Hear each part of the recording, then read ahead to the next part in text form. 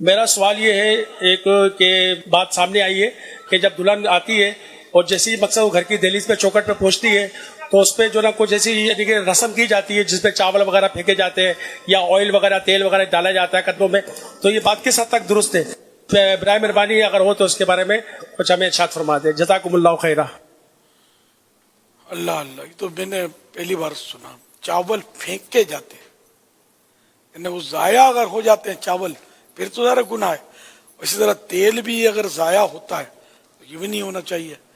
البتہ فتاوی رضویہ شریف میں سرکار اعلیٰ حضرت رحمۃ اللہ علیہ نے یہ فرمایا کہ جب دلہن رخصت ہو کر آئے تو اس کے پاؤں دھو کر وہ پانی گھر کے چاروں کونوں میں چھڑک دیا جائے، اس سے انشاءاللہ برکت ہوگی۔ واللہ تعالی اعلم ورسولہ اعلم عز وجل، وصلی اللہ تعالی علیہ وآلہ وسلم۔